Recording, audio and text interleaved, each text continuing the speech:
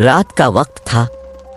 बादलों ने चांद को ढांप रखा था और हवा में ठंडक बढ़ती जा रही थी। शहर के एक वीरान हिस्से में एक पुराना मतरूक अस्पताल खड़ा था जिसे लोग बदरूहों का ठिकाना कहते थे। ये अस्पताल कई साल पहले बंद कर दिया गया था, मगर उसके बारे में अजीब और गरीब कहानियां मशहूर थीं कि वहाँ रात के वक्त चीखों की आवाज़ें आती हैं, खिड़कियां खुद ब खुद खुलती और बंद होती हैं और कभी कभी किसी को राहदारियों में साया चलता हुआ नजर आता है। हसन, जो एक नौजवान सहाफ़ी था, हमेशा उन कहानियों को महज वहम समझता था। वो हकीकत जानने के लिए इस अस्पताल के अंदर जाने का फैसला करता है। इसके दोस्तों ने इसे रोका, मगर उसने मजाक में कह दिया, अगर मैं ना लूटा तो समझ लेना कि मैं भी भूत बन गया। हसन के हाथ में एक टार्च और मोबाइल था। जैसे ही वो अस्पताल के अंदर दाखिल हुआ, एक अजीब सी बो इसके नथनों से टकराई, जैसे किसी पुराने सड़े हुए कमरे की बो हो। राहदारियों में हर तरफ धूल और मकड़ियां थीं और दीवारों पर पुरानी खून आलूद चादरें लटक रही थीं। अचानक हवा में सरगोशियों की आवाजें गूंजने लगीं। हसन ने सोचा कि शायद ये इसका वहम है, मगर जब उसने अपने मोबाइल के कैमरे से एक तस्वीर ली तो उसकी सांसें रुक गईं, क्योंकि तस्वीर में इसके पीछे किसी का साया खड़ा था।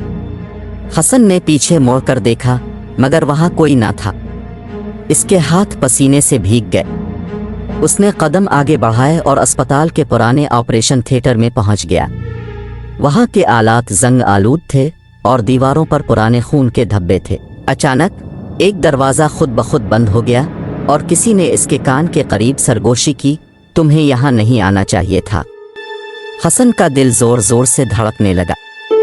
उसने फौरन दरवाज़ा खोलने की कोशिश की, मगर वो जैसे किसी ने बाहर से बंद कर दिया हो।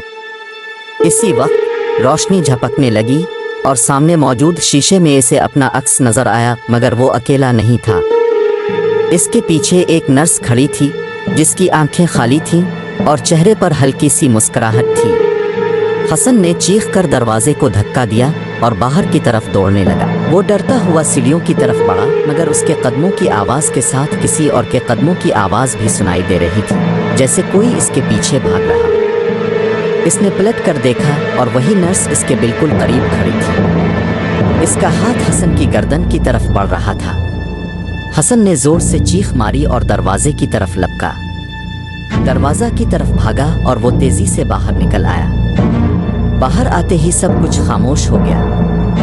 अस्पताल एक आम वीरान इमारत की तरह खड़ा था, जैसे वहां कुछ हुआ ही ना। अपने मोबाइल की तरफ देखता है, जो वीडियो इसने रिकॉर्ड की थी वो खुद ब खुद डिलीट हो चुकी थी। अगले दिन हसन ने अस्पताल की तारीख खंगाली।